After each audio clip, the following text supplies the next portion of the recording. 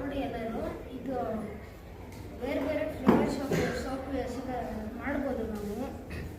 Example, ಈ ಕವರಲ್ಲಿರೋ soap coffee and ಹಲ್ದಿದು recipe ಎಲ್ಲ ಹೇಳ್ಕೊಡ್ತೀನಿ ನಿಮಗೆ. ನೋಡಿ, ಕಾಫಿ ಆ್ಯಂಡ್ ಹಲ್ದಿದು ಏನು ಮಾಡಬೇಕು ಅಂದರೆ, ಫಸ್ಟು ನಮ್ಮ ಹತ್ರ 300 ಗ್ರಾಮ್ ಸೋಪ್ ಬೇಸ್ ಇರಬೇಕು. ಸೋಪ್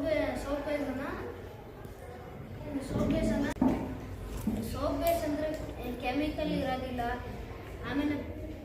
ಆಮೇಲೆ ಅದು ಬರೀ ಗ್ಲಿಸರಿನ್, ಅದು ಅಷ್ಟೊಂದು ಕೆಮಿಕಲ್ ಅದು ಇರೋದಿಲ್ಲ.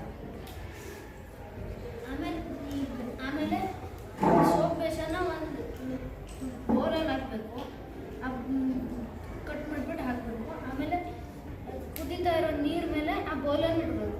ಆ ಬೌಲನ್ನು ಒಂದು 3 ಮಿನಿಟ್ಸ್ ತನಕ ಇಡಬೇಕು ನೀರು ಮೇಲೆ. ಆಮೇಲೆ ತೆಗೆದ್ಬಿಟ್ಟು ಆವಾಗ ಕರಗಿರುತ್ತೆ, ಆವಾಗ ತೆಗೆದು ಇಡಬೇಕು. ಆಮೇಲೆ ಅದರ ಫ್ರೀಜಲ್ಲಿ ಇಟ್ಬಿಟ್ಟು ಒಂದಿಷ್ಟು ಕಾಫಿ ಪೌಡ್ರು, ಕಡಲೆ ಹಿಟ್ಟು, ಆಮೇಲೆ ಕಾಫಿ ಪೌಡ್ರು, ಕಡಲೆ ಹಿಟ್ಟು, ಹಳದಿ, ಕಡಲೆ ಹಿಟ್ಟು ಸ್ವಲ್ಪ ರಫ್ ಆಗಿರುತ್ತೆ, ಅದಕ್ಕೆ ಬಾಡಿ ಕ್ಲೀನ್ ಮಾಡೋದು ಯೂಸ್ಫುಲ್ಲು. ಆಮೇಲೆ ಕಾಫಿ ಪೌಡ್ರು ಸ್ಮೆಲ್ಗೆ ಅಂತ, ಹಲ್ದಿ ಸ್ಕಿನ್ ಚೆನ್ನಾಗಿರಲಿ ಅಂತ. ಆಮೇಲೆ ಒಂದು ಈ ವಿಟಾಮಿನ್ ಟ್ಯಾಬ್ಲೆಟ್ ಹಾಕಬೇಕು ಸೋಪ್ ಬೇಸ್ಗೆ. ಆಮೇಲೆ ಸೋಪ್ ಬೇಸಿಗೆ ಈ ವಿಟಾಮಿನ್ ಟ್ಯಾಬ್ಲೆಟ್ ಹಾಕಿದ್ಮೇಲೆ ಸೋಪ್ ಬೇಸನ್ನು ಮತ್ತೆ ಕರಗಿಸ್ಬಿಟ್ಟು ಏನು ಮಾಡ್ಕೊಂಡಿದ್ವಲ್ಲ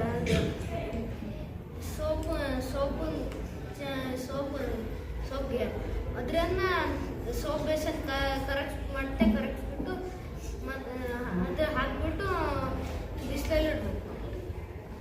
ಆಮೇಲೆ ಮತ್ತೆ ಫ್ಲೇವರ್ ಇದೆ, ಇದು ತುಳಸಿ, ಆಮೇಲೆ ನೀರು. ಮೊದಲು ನಾವು ಕೋಕೋನಟ್ ಆಯಿಲು ಆಮೇಲೆ ನೀಮ್ ಆಯಿಲನ್ನು ಮಿಕ್ಸ್ ಮಾಡಬೇಕು.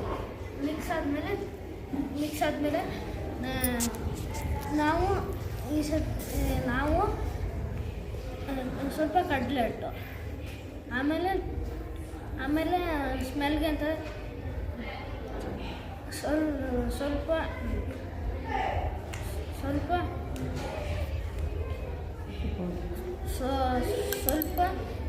ಹೋಮ್ಮೇಡ್ ಕ್ರೀಮು, ಆಮೇಲೆ ತುಳಸಿ, ಆಮೇಲೆ